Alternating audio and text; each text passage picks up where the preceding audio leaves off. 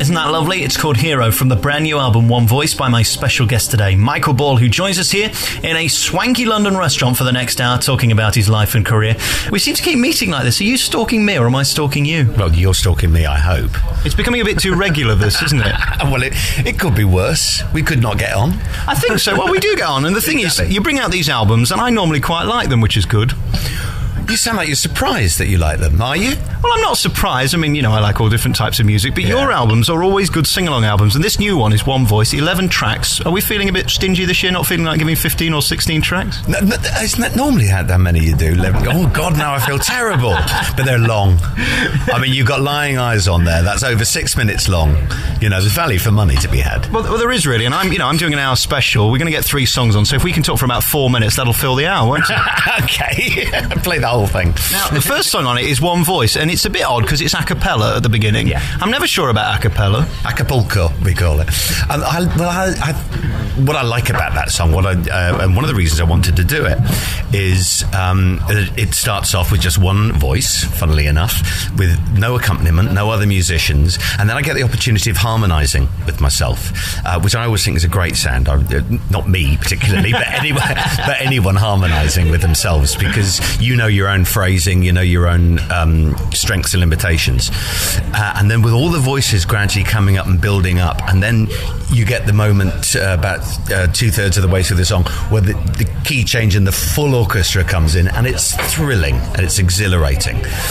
So it's one of those songs that literally starts tiny and ends huge, and it's I'm a huge Barry Manilow fan. I know I can't remember, is it fashionable to be or not at the moment? Probably not. Well, I don't know. He's not doing bad in Vegas, is he? Yeah, he's not doing bad anyway, and he never has. And he's one of those guys. He gets such a rough time, especially from music press and from media. And you know, from the 70s, he's been chucking out brilliant songs, hugely hit albums, and great concert shows.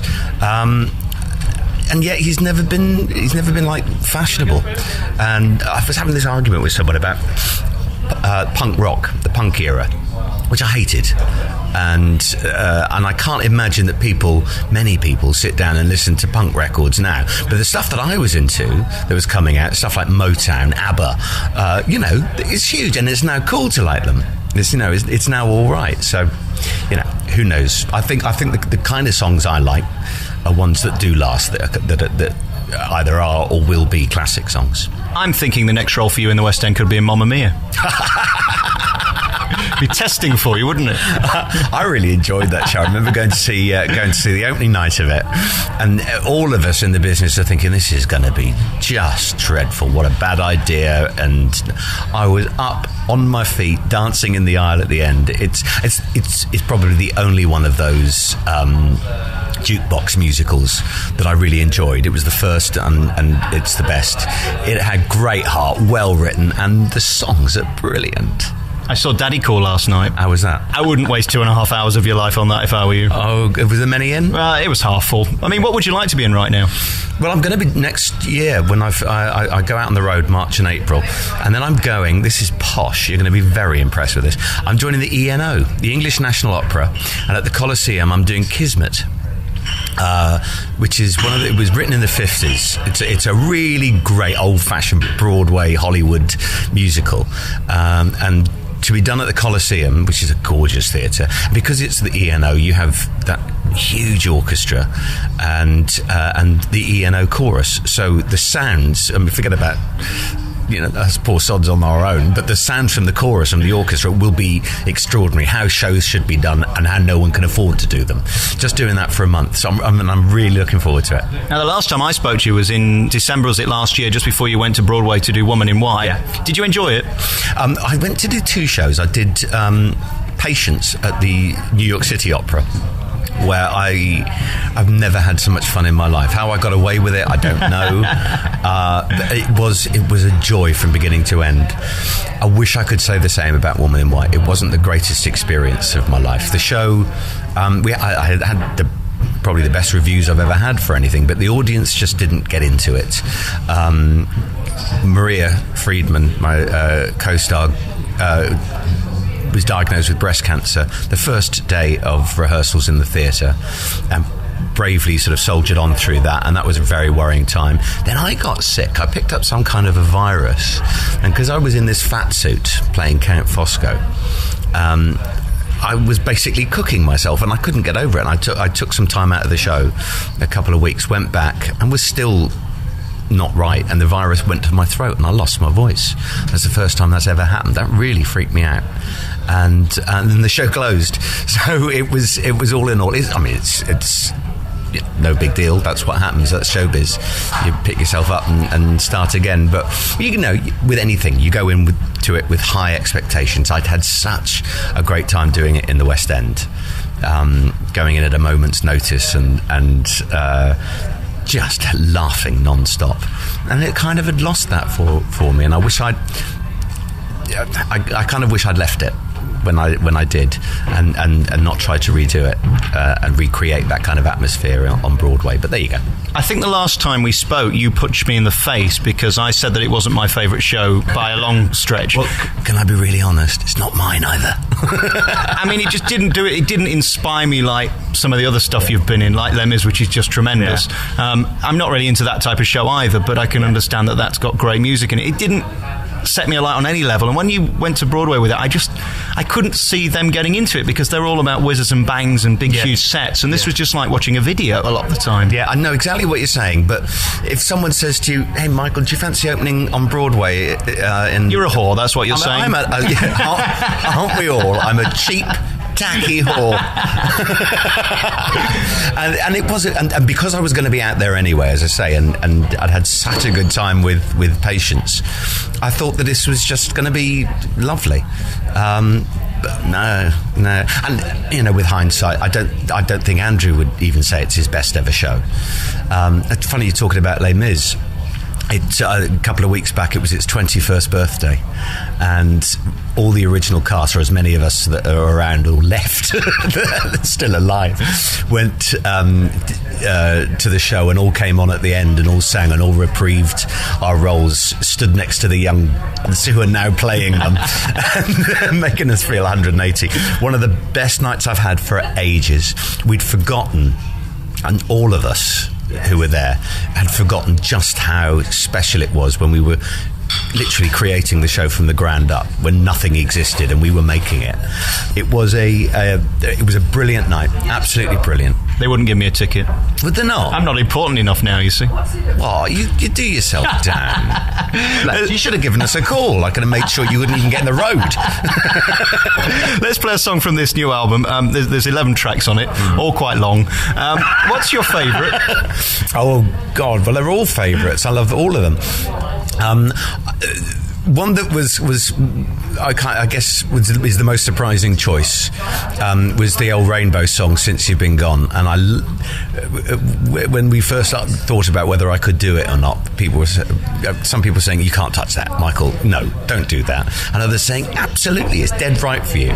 And what I like is the way that we've fused the orchestra and the string sound. We've got this great string thing at the beginning, and then going into the rock stuff. And I'm really chuffed with this one, and I can't wait to do it live. Since You've Been Gone by Michael Ball from his brand new album One Voice. It is good, that, and it's different, and I think it's good that you're doing different stuff, because you went through a phase of doing jazz different, which was very different. Jazz different? What do you mean by jazz different? Well, that album you did that did we discover last time it didn't do very well? Oh, you mean Love Story? Well, that wasn't jazz different. It was more arty-farty than what you normally do. Completely up its own bottom. It really was, and I love it.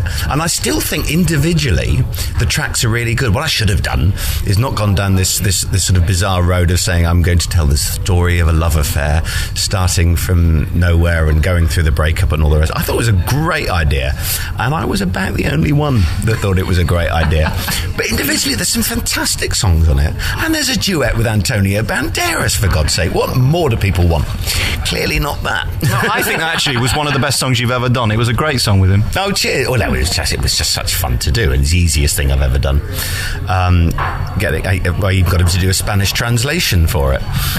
No, and but you never know unless you experiment and you try. You just don't know what mood people are in, what people are going to want. That's what's weird about making records. I suppose it's like making movies, and the difference between working on stage as an actor. That you make an album. We made the album in the summer. And the only people to hear it are very close friends and family. And you really don't know what the reaction is going to be, and you come out and you're proud of it. Otherwise, you wouldn't have made it, you wouldn't have put it out. But it's not until months later. And then it's kind of a bit nebulous anyway. You don't really know what people's immediate thoughts are. When we do the concerts and I perform those songs live, bang, the audience tell me straight away whether they're into something, whether I'm doing the right thing, and I do like that. And I can usually convince people if I'm live, if I say it loud, this is a good song, you will enjoy this. I suppose the thing with that album was you'd come out of doing show tunes for so long that people probably weren't expecting it, who didn't know you for your live work. Yeah, you say that. I mean, this is like my 14th album, I believe, and only 2 of them have been show tunes albums, exclusively show tunes albums. Having said that, there are usually sort of nods, 1 or 2 nods in that direction to the show tune. But certainly the songs I picked to record, even songs from shows, are songs that can be taken out of context and are just good songs. I just like recording good songs that I think suit me, that I can bring my own interpretation to, my own spin on, and I like surprising people as well with the songs. So I've never, as far as my recording career goes, never thought of myself as a musical theatre artist, but it's kind of an easy label because people know about the start I had in the business, and I still do shows, still do musicals, so they assume that that's all the music that I've done and that I liked. One of my favourite songs that you do of all time is The Rose, which you just sing so brilliantly, and those big numbers are really where you excel. You've kind of got that Il Divo factor before they had it, where it starts off quietly and then builds and builds and builds to the big crescendo at the end. People love that, don't they? Well, they're good. They are good songs. They're emotional songs. We've done one on this album, Don't Want to Miss a Thing, the Aerosmith song that was written by Diane Warren. And yeah, they're just heart on your sleeve. There is a theatricality is probably not the right word because that makes it sound a bit naff. But there's an emotionality, a sort of heightened emotionality to them. And I think you have to have a certain kind of voice in order to be able to do that. You have to be an actor, I think, probably as much as a singer, because you have to make people believe that what you're singing is how you feel, and that they're going to feel like that. And I've always been drawn to those songs. I enjoyed listening to those songs. Sorry, you can hear loads of people around. You take me to a swanky London restaurant. Well, I think so. We're nibbling on a low-fat crinkle, and we've got some nice dinner in front of us, but if you do hear people in the background, it's only the general public. Yeah. Are you happy being in the surroundings of the general public? I certainly am. I love, yes. As long as they're kept behind that barrier, I haven't got a problem. We are in a fenced-off area. One of the things that amazes me about you, which is tremendous, and I'm so pleased, is that you're still cool. I've interviewed 2 people this week who were told, you're not cool enough to come on my programme. Jonathan Ross. You managed to do that. How? Well, he got me on to tell me I wasn't. Can't you see, to get you on to tell you that you're not? I know. You've got to be. I know. I think it's not. I don't know why. I think probably because people have an image in their heads of what you're going to be like. When you then actually meet people and you get talking and you see that there's a bit of something going on there, and that you can give as good as you get, and you're up for taking the stick, particularly in Jonathan's case. Then they reevaluate who you are and what you're like. And it's something I've kind of fought against forever. Everyone thinks, well, he's going to be a lovey from musical theatre and in love with himself and very precious. Well, I think you know me well enough to know that kind of isn't the case. And I love chatting, and I love having a laugh, and I quite like taking the pee out of people and them doing it back to me. A comedian was on there the other week, and he opened by saying, nobody will know who you are. And he destroyed him, and he was off within about 2 minutes. Is the best form of defence on that show to attack? On Jonathan's show, the best thing is to actually be completely natural with it. You certainly must give as good as you get, but let him win. Because on that, we spoke for 50 minutes. They cut it down to 15. You just know that he's not going to put in your best bits if he's got some better bits than you. You said, go ahead. So, and it's nerve-wracking doing it. It really is, because you never know where he's going to go with something. But you go on it knowing that and fully prepared for that. And if you're up for it, then you just go with the flow. Is there a show that you look forward to being asked to go on? Well, this one, obviously, mate. You know, my life wouldn't be complete if I didn't sit down and talk to you. Yeah, and waste an hour of your life. Yeah. I mean, it's a thrill for you. An hour? I thought we were up. Is there anything now that you haven't been on that you would love to get on? Is there any dream left? Because, I mean, you've been doing it for so long. I mean, you're 104 now, aren't you? Yeah. Well, I'm in Brinsworth House shortly. They've got the Hilda Baker suite ready for me. I'd love to. I'm always looking for. I'm about to start. You're in trouble now. I'm about to start my radio show on Sunday afternoons. I'm really looking forward to that. But I want to do it properly, so I'm going to learn to drive the desk. I've got my lesson coming up. So who knows? Probably next year I'll be in Ibiza, you know, doing Pete Tong's job. Yeah, slapping on your 12 inches, you push up your knobs. That's not the first time you said that either. So radio, musical theatre, TV is the variety of the thing that makes you a success and that you enjoy. I love making money. No, I wish I made some. I love doing. I do. I like having challenges, and I like the idea of changing people's opinion. You know what you were saying earlier about whether you're perceived as cool or not. And what we said about Barry Manilow, whether he's cool or not, that whole in and out of fashion kind of thing. I've never been flavour of the month, but I've never been enemy of the state either. I've always kind of found my own way through and picked up people along the way who've gone, I really like what he does, and people have got into the work that I do because of the different things I've done. Some will come because they love musical theatre. They'll then say, hopefully, like hearing what they've heard there, and then buy a record. Similarly, people will see me singing on telly or in concert, and that will persuade them to come into the theatre. So hopefully they're cross-fertilising as opposed to alienating. You see, in the good old days, it would be, can he sing, is he any good or not, instead of is he cool or not. The whole media perception, showbiz thing has totally changed with this creation of celebrity now, and you kind of do have to find a bracket to fit into. But what I've always had, I think, and that's where it's always come across from me, is people in the business, my peers, and not just peers, you know, anybody in the business will have a certain amount of respect for what I do. You know, if you can get up and you can sing with James Brown and you can sing with Montserrat Caballé and not look too much of a prat, and you can make your own records and you've still got a record contract and are still doing gigs, they know how hard that is, just as I do. There might be people whose music I'm not necessarily into, but bloody hell, I admire the fact that they're making it and that they're making it happen. You know, even down to the extent, I remember where I was in Belfast, and Oasis are at their height, and I'm sat in the bar, and I'd just done a gig at the Point, and they'd done whatever stadium is there, and over comes Liam Gallagher. You know, I like, mate, great to see you. I love you. I think you're. And I'm going, because I would never go up to him. I'm worried to get a smack in the gob. But you know, the fact that people will bother to do that, and if you can, and that's what you want, isn't it? Respect for what you've done from other people. All right, we'll take another track from this album, and one that I really like, that I think you've done tremendously well, is If You're Not the One, which was the Daniel Bedingfield thing. And what always amazes me about this song is I don't quite know how you do it without somebody grabbing your Jacobs. It's high up there, isn't it? It's not high, it's ridiculously high. I mean, it's Everest high. Yeah, well, And I was nervous about it because I don't sing falsetto that much.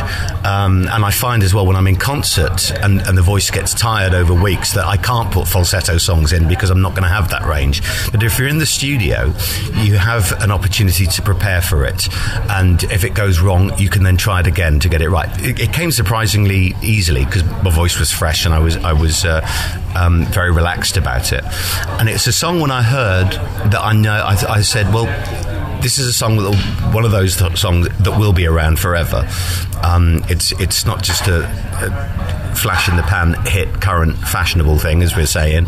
It's a brilliantly crafted piece of music, great lyric and different, hooky, and leaves a mark. And so I wanted to see if I could get away with it. Well, congratulations on your falsetto. If there's ever a Bee Gees musical, I think you're the man for the job. I sang with the Bee Gees. Yeah.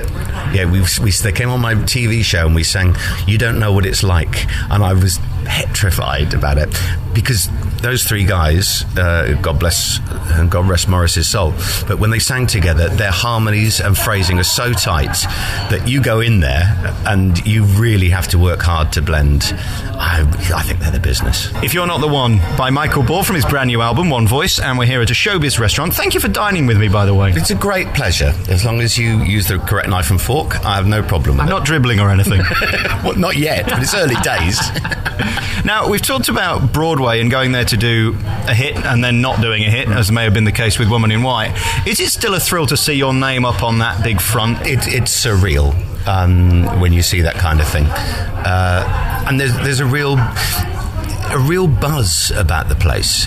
It's hard to live there. Being there for 8 months, being away from home, being, because my family's not going to up sticks and all, so everything stops and we follow Michael out there. This is my goal and my dream. So I go out and they fly out and they fly back.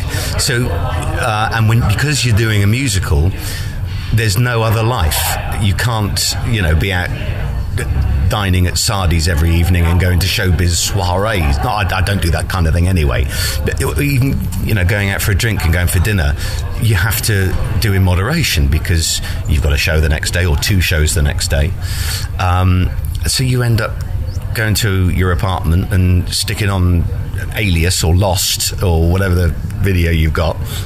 And you might as well be, in Berkhamsted. This makes no difference. But then you come outside and you walk down Broadway and you go to our theatre was on Times Square, and you Christ, I'm in an episode of CSI. I'm living it. It's all around me. And you do, so it's a strange thing of what becomes ordinary and everyday and mundane, and that we're used to, and then you suddenly catch yourself going, but hang on, I am actually here, and I have got my name up on the board, and it is what I've worked for and what I've dreamed of. So you constantly found yourself in this dichotomy of not knowing, how do I feel about this? So do you still enjoy going to see theatre, or is that like taking work home with you? No, I really do enjoy it, if it's good. Really, really good theatre, good productions, you become a punter. You become, where all the bells and whistles are actually hidden and where the smoke and mirrors are brought in, but you forget about it. If it's not a good production, then you just sit there going, how could you do this? It's so bad. Do you stay? Always. You see, I don't know. I've got to the point where I actually left halfway through the first half last night. I couldn't bear any more. Well, I think if I did that, invariably I'll know somebody who's in the cast. And everyone is also aware, if particularly in a theatre audience, people know I'm from the theatre, and I know I do it. And you say, oh, look who's in. And, I went to see Rock and Roll on the new Tom Stoppard last week, and Colin Firth, he was in there, and Jeremy Irons was in there, and Bob Geldof was in there, and there's this whole thing you see who's in there, and you think, if you leave, then you're kind of not supporting your fellow performers. And I suppose you're making a statement as well, aren't you? Yeah, and so I wouldn't do that. And you never know, things might get better. But I've seen some cracking turkeys in my life. Good Lord. I've probably been in some as well. I've not been aware of it. It is amazing. I mean, you go and see something like Wicked, and it just stands out as extraordinary and brilliant. And you go and see The Producers, which is my favourite, which again, all the production values are there. And then you go and see other shows, and they just seem to get it so wrong. How, with that kind of experience and talent around them, do they manage to make so many mistakes? The thing is, if we knew what the formula was, then we'd all have hit musicals running now. You know, everybody would do it. The fact of the matter is, you don't know. It's almost like a lottery. I don't know if you've seen Spamalot. Now, I wouldn't have given that a chance in hell if someone showed me that on paper. I thought, oh, no, come on, you're cashing in on this. It's not going to work. You need the original team.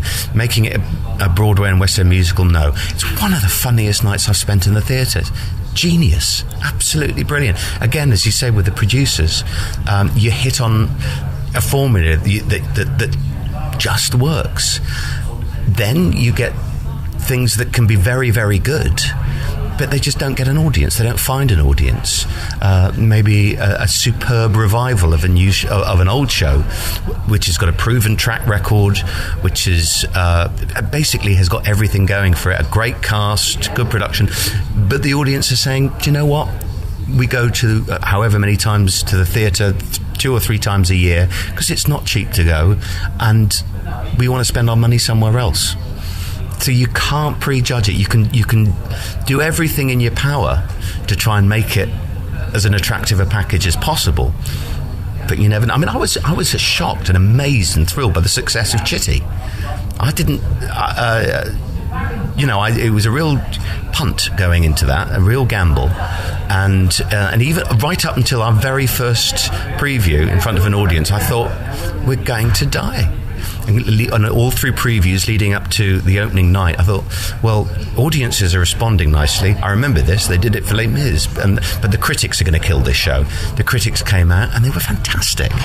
And we're then selling out the London Palladium with Chitty Chitty Bang Bang, I mean, with a flying car. You can't second guess it. It's like Mamma Mia, as we mentioned earlier. It's the number 1 selling musical in the world. It's on in 27 countries. It makes $1 million a week on Broadway. It ain't that genius in terms of a production, in terms of its set, lighting or anything. It's just got good songs and people like them, so that's a hit. That's the thing, isn't it? It's coming up with the idea, seeing it through and it capturing. I mean, who would have thought Cats? Who would have thought Cats? Who would have thought Les Mis? A classic writer about French Revolution, nothing to do with us, and yet it's the biggest money spinner. Phantom of the Opera is great. It was always going to be a great idea. It just needed to be delivered correctly, and it was, because Andrew had written a great soundtrack. He had a brilliant director in Hal Prince to put it on, and he had extraordinary central performances. So if there was one to have put money on, it would have been that one. Do you like Vegas? I've never been to Vegas. I'd love to go. The big hits over there now are the spectacle shows, aren't they? It's the various Cirque du Soleil incarnations and Siegfried and Roy, and I think that kind of entertainment you will only see. Yeah, Siegfried's closed, by the way, because one of them got 8. That trick went wrong then. He lived, didn't he, to tell the tale? God love it. Well, he'd be mauled by your co-star. It's like the Hamiltons, isn't it? I love spectacle. I love spectacular shows. You go to the theatre because you want an experience that you're not going to get anywhere else. Be it the fact that you're in a small venue and you're seeing the most compelling tiny performance and being driven into it, or on the other hand you go to see something you're not going to get in the cinema, that it's really happening in front of you, great big sets and special effects.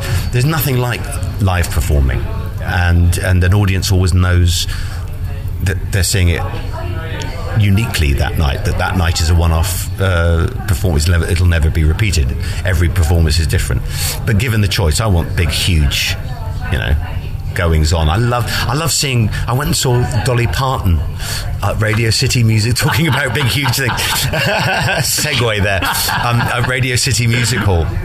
And it was one of the best gigs I've ever been to. What a brilliant showwoman she is. She's touring here next year, isn't she? No, I can't wait. I've got my tickets. I can't wait. All right, we'll be back next with our remaining moments with Michael Ball. I'm going to play the song that is my favourite from this album, and I think it should have been the first track, not the last. Right. Home, I think, is just the most beautiful song with the most incredible lyrics.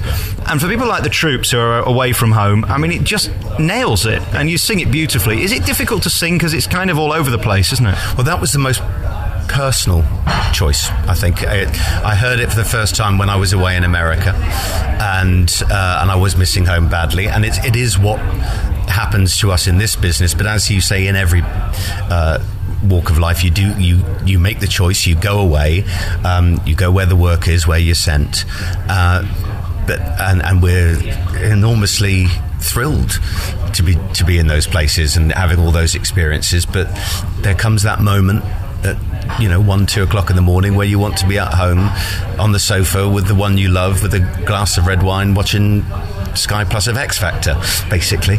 And this song absolutely hits the nail right on the head. And so it wasn't a hard song for me to sing at all. I was totally in the space for it, related to it straight away, and vocally it was in the right place for me. It's a great piece of writing, another forever classic song.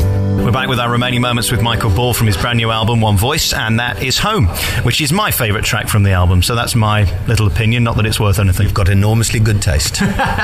Now, what's it like being you, very finally, because you seem to have everything. You get the best gigs, you're the most famous man in musical theatre, you do tours where women pay hundreds of thousands of pounds each to come and stare at your Adonis-like body, and that's Tom Jones. What am I supposed to respond to that? It does seem, though, like you've got a very blessed life, really? that you've got the best parts in the best shows should you want to take them. You are able to tour. There's a couple of exceptions, but nobody else can really tour like you can. Yeah. You get on shows like Jonathan Ross, you're kind of still there. You seem to have everything. Thank you. I just sort of keep doing what I'm doing, and I'm sincere about it. I love the music I do. I do take criticism to heart, obviously. I want everyone to love what I do, but if they don't, then they don't. I haven't offended you with my comments on One Voice, have I? Not at all, no, not at all, you sod. It just proves that you haven't got that great a taste. The reason for my question is I'm rather bored talking to you. I mean, every year we sit here and do these hour specials, but every year people ask for another one. Well, would you like me to be in rehab? Yes. Connie Gear. Have you ever been in rehab? Oh, yeah. Like I'd tell you. Come on, give me something that I can sell to the Sun newspaper. No. I suppose it probably is boring for people coming to interview me, because even when if there's current rubbish going on in my life, I'm not going to share it. I never have. I don't wear my heart on my sleeve like that. And believe you me, I don't have a life that's a bed of roses. But God, it's better than a lot of people's, and I do know I'm lucky. And I remember when we started the interview, you said, how hard working, I'm always working. It's not like hard work. My granddad was hard work. He was a coal miner. That's graft. It's a real honour. It's a gift to be doing this. When I think what I could have ended up doing and the paths I could have gone down in my life, my method of dealing with it is a private way. I'm not going to. I can exorcise my demons through music, through the songs I choose to sing, and I think the audience kind of gets that as well. They know that I'm not just singing from the top of my head. I'm actually committing a part of me to what I'm saying and my life experiences, and I don't need to explain. Just take it as read that everything I sing about, I know about. I'll tell you why I love getting you on is because you're entertaining, and I think that's why you draw audiences to your live shows. Congratulations on the new album. I think it's great, although there's only 11 tracks, shortchanging your audience. There are 11 great tracks, and as I say, Home is my favourite, and One Voice is brilliant. Michael Ball, it's always great to talk to you, and thanks for sparing your time. Cheers, mate.